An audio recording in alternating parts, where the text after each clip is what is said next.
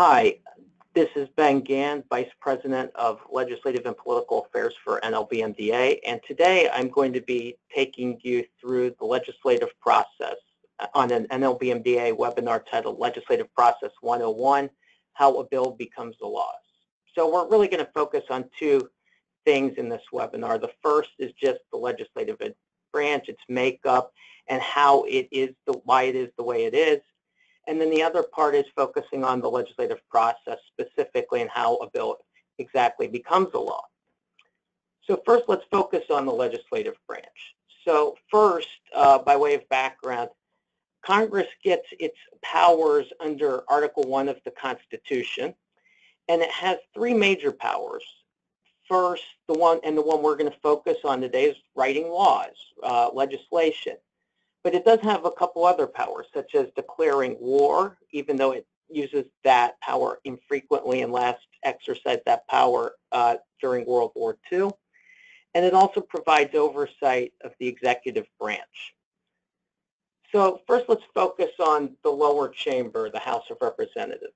Sometimes people call this chamber the People's House because there are more people, obviously 435. The terms are shorter, two-year terms, so they're always running for re-election. And then there are just a few basic requirements to become a member of the House of Representatives. First, you must be at least 25 years old. Second, you must be a U.S. citizen for at least 7 years. And third, you must live in the state that you represent, but not necessarily in the district. So obviously, for political reasons, it can be problematic not to live in the district which you are trying to represent, but that is not a requirement for holding a seat in the House of Representatives. So as I mentioned, there's 435 members. Each state has at least one member. So in places like South Dakota, Montana, Wyoming, they have an at-large member. Each district on average represents about 733,000 people. And as I mentioned, its representation largely is based on population. So every 10 years there's the U.S. Census, and that population survey from the census is used to do the allocation of how many seats each state gets. Those maps, those congressional lines, the districts are determined sometimes by state legislatures, but sometimes they're decided by nonpartisan commissions. It really depends on the state and what they've decided. So I was talking about congressional district lines just a minute ago, but getting more into gerrymandering, what is it? Well, it's drawing political boundaries to give a political party an advantage over an opposing party. So if you look at this diagram here, the two things that courts look at is both making sure that a district is compact and that it is fair, and that there are different ways to draw it in making sure that a district is both compact and fair. So sometimes what happens is if a court feels that that district or some of the districts are not compact and fair, they'll ask the state to redraw their lines. So the House has some unique powers that the Senate doesn't. So first, and probably one of the most important, is just that they have the power of the purse, meaning that they get to initiate tax bills. So if we think back to 2017 and the historic tax bill that was signed into law, the House is required in instances like that to initiate the legislative process. They also have the unique power of beginning the impeachment process. If you think back to 1998 and Bill Clinton, they voted to impeach the president, but they can only begin the process, they can't end it. And then they also get to elect the president should the Electoral College deadlock or not decide the outcome of a winner. So in terms of how the House is organized, the presiding officer is the Speaker of the House. The Speaker of the House is second in presidential succession after the Vice President, so it's President, Vice President, then Speaker of the House. It's voted on at the start of each Congress by the political party that has a majority of seats. And usually the Speaker of the House does not typically vote on legislation unless the outcome is uncertain. So in addition to the Speaker of the House, you have a majority and minority leader. So the majority leader currently is Kevin McCarthy from California, and the minority leader is Nancy Pelosi from California. They're, just like the Speaker of the House, elected by their respective parties, there to represent their parties and help run the floor on a day-to-day basis. It is important to point out that Senate leaders are more important in the day-to-day operations and the functioning of the chamber than in the House. So having said that, let's talk about the Senate. It's sometimes referred to either reverentially or sort of derisively as the greatest deliberative body, because they tend to work methodically in determining legislation. So the requirements to become a senator are just slightly different than in the House of Representatives. So you have to have been you have to be at least 30 years old, have to have been a U.S. citizen for at least 9 years, and live in the state that you represent. So there are 100 members. Unlike in the House, each state gets 2 members regardless of population. The terms are much longer than in the House of Representatives, so they are 6-year terms as opposed to the 2-year terms in the House. And then every 6 years, obviously, a senator's up for re-election. So how it works is every 2 years, a third of the Senate seats are up for election. So that means each seat is going to be up every 6 years.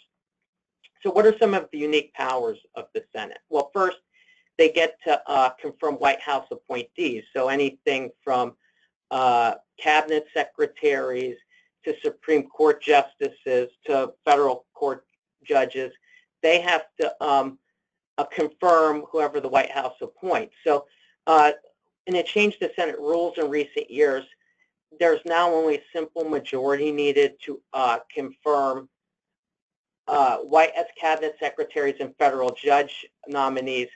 But if it's a Supreme Court nominee, it still requires at least 60 votes. So the other things that are unique to the Senate in terms of their powers are they get to approve or reject treaties, although that is something that they seldom do these days.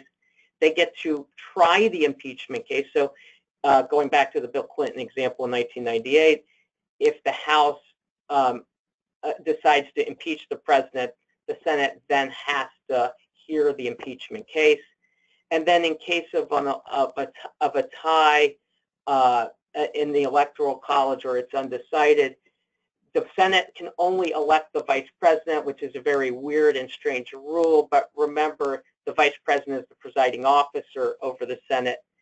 And then the other kind of unique power they have is they have a right to unlimited debate when they're considering legislation. So we'll talk about this in a little bit, but 60 votes instead of 51 votes is really the magic number in the Senate to really move things.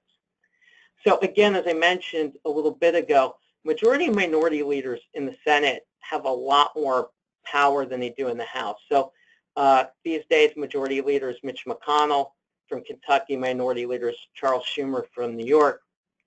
But the majority leader determines what bills come to the floor, just like they would in the House. But unlike in the House, the minority leader has a lot more power to oppose the majority party and their ability to move forward on legislation. So we've kind of given you an overview of the House and Senate and how the 2 chambers operate. So now let's get into how a bill becomes a law. So first, what is a bill? So not to give cheesy dad jokes, but it's not a guy's name. No, it refers to a piece of legislation. And the types of bills are authorizing bills and appropriations bills. So an authorizing bill helps direct Congress as to how money should be spent. So think of something like the highway bill, where it lists how much money should be given to the highway program each year. But the appropriations process is where they vote on how the money is actually going to be spent. So even though there is an authorizing bill out there prescribing how much money should be spent, ultimately it's the appropriations bill that delivers the funds to the programs. So both the House and the Senate, so how does a bill become a law exactly? Well, both the House and the Senate must pass it. And so even though that sounds really simple in theory, it isn't all that easy, right? So there's 2,500 to 3,500 bills introduced each year. only 5% are usually signed into law. And then even if both the House and Senate agree to a piece of legislation, the president must approve it, or if the president does decide to veto the bill and reject it, Congress must override the presidential veto. So in terms of how is a bill created and introduced, who comes up with these ideas? Well, a lot of it comes from constituents or interest groups. So it can be associations like NLBMDA, it can be corporations, it can be labor unions, any interest group that has a stake in a piece of legislation. So once an idea for a bill is come up with, it needs to be put into some type of legislative language that can then be introduced. So what a legislative council does is help put that into a legislative language that can then be introduced. The bill must be introduced by a member of Congress. And then, as we mentioned a moment ago, thousands of bills are introduced each year. So just because a bill is introduced doesn't necessarily mean it's going to go anywhere. So what happens after a bill is introduced? Well, bills are then referred to committees of jurisdiction. So if it was something dealing with the environment, it would be sent to the Environment and Public Works Committee in the Senate. If it was something related to transportation, it would be referred to the House and Transportation Infrastructure Committee. But these committees get many more bills than they could possibly consider. So what the committee structure and then the subcommittees do is help determine the priorities and help sift through all these different bills in determining what might be considered on the floor and what probably won't be. Important to point out here that in the past, congressional committees and congressional committee chairmen specifically had a lot of power. It's not that they don't have any power now, but they have much less than they used to. And party leadership in both the House and Senate exert much more control over the legislative process than they used to. So in terms of how does a bill get considered for floor time and how does scheduling work? Well, there's a calendar list in both the House and the Senate that has eligible bills for floor consideration. So in the House, that list is determines what bills could come to the floor by either the Rules Committee or leadership. So sometimes the Rules Committee will determine how a bill will come to the floor, how many amendments that bill will have, how much time there will be for debates. That's usually what a Rules Committee's job is in the House of Representatives. In the Senate, it's a little bit different because they do not have a Rules Committee. So what they do is they either vote on what they call a motion to proceed, which helps set the parameters, again, regarding amendments, again, regarding the amount of time that the bill will be debated, or they do a lot of times they do things under what they call unanimous consent. So there's a joke about the Senate that it's the rule of one, so anybody can really gum up the process if they want to. So instead of having these votes on a motion to proceed, a lot of times what they do is they ask for unanimous consent, and if they're able to get unanimous consent, then they proceed to the bill. Okay, so in the House, how is a bill considered? Well, there's a couple ways it could happen. So first is what they call suspension of the rules. So in order for a bill to be considered under the suspension of the rules, it goes on the calendar, but in order for it to pass, it must have at least 2/3 of the vote. There is no amendment process under suspension of the rules. So the only time legislation is considered under suspension of the rules is for non-controversial items that the majority leader in the House knows is certain to pass. So if a bill can't be considered under suspension of the rules because they know it won't pass, what can they do? Well, they can do a special rule through the Rules Committee and determine the length of the debate and what amendments will be eligible on the floor. And in those cases, only a simple majority is needed to approve the legislation. So what about the Senate? So in there, it's a little bit different. So the Senate must agree to consider a bill before offering amendments, so that's the motion to proceed. It's very difficult to reach a final vote, so there's a filibuster as we mentioned, that doesn't exist in the House. So every senator has a right to unlimited debate. So if they don't want to vote on a bill, they do have a right to filibuster it. And so as long as they're on the floor, they can debate an unlimited amount.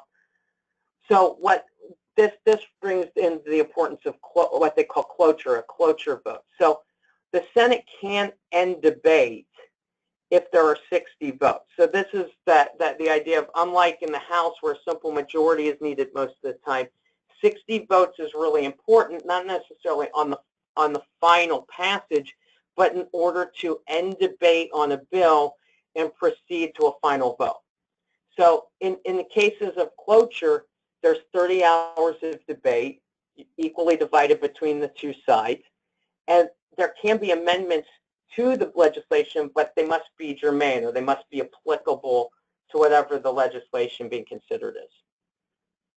So if a bill passes the House of Representatives and then passes the Senate, we then get to what we call a conference committee. So it's used when the House and Senate bills are not identical. So if you have two pieces of legislation, say like the House passes their version of a highway bill and the Senate passes their version of a highway bill, and they're not exactly the same, they're not identical, then you have to have a conference committee resolve the differences between the two bills.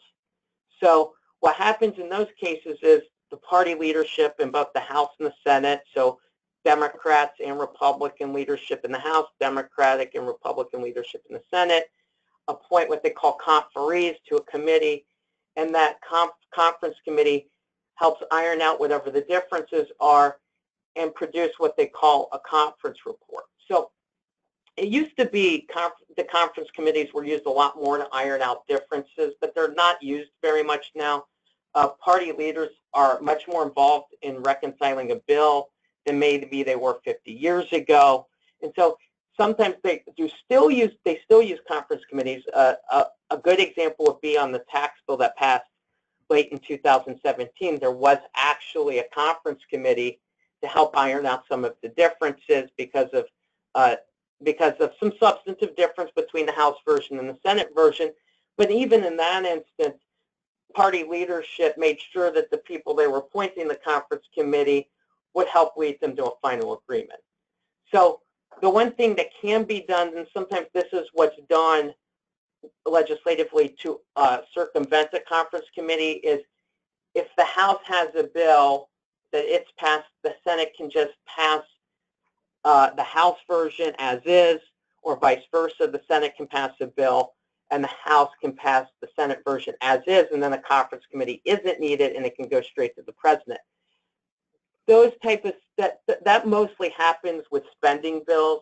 So when they need to fund the government because the government's about to shut down, if a new funding agreement isn't reached, that's typically when you see that. So getting the final passage, that occurs once either they agree to the same, once they agree to the same version, either through a conference committee or they approve the other chamber's legislation. But in this case, let's assume there is that the conference committee reconciled the two versions. We get what we call a conference report. And conference report's important because you can't amend a conference report. So it's an up or down vote on the conference report, on that compromise version that the House and Senate reached. So again, a simple majority is needed in both the House and the Senate. So in those instances, the cloture motion doesn't apply. You just need a simple majority for final passage. And then what happens once there's final passage? Well, you still need presidential action for a bill to become a law. So the most obvious ways that would happen would be the president just signs the bill into the law. But what if the president doesn't agree with the bill? Well, they can veto the bill. And so what that means is they reject the bill and return the bill to Congress. And what Congress can do at that point is they can override the presidential veto, but it requires a 2/3 majority in both the House and the Senate. So an example of an override would be back in 2006, the House and Senate overrode President Bush's veto on a water resources bill. So the other thing, right, the third thing, so we talked about signing the bill or vetoing the bill, but they could do nothing, right? So if Congress is in session, after 10 days, the bill automatically becomes law. And that's important. It's not 10 days, it's 10 legislative days.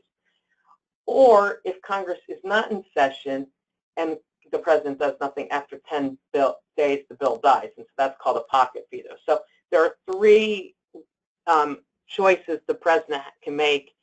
Obviously, one is signing it, the other is vetoing it, and three is doing nothing. So that's the basic way a bill becomes a law. Obviously, there are some permutations to this. I hope you found this really informative. If you have any questions, please visit www.dealer.org. I'm Ben Gann, Vice President of Legislative and Political Affairs for NLBMDA. Thank you for listening to this webinar.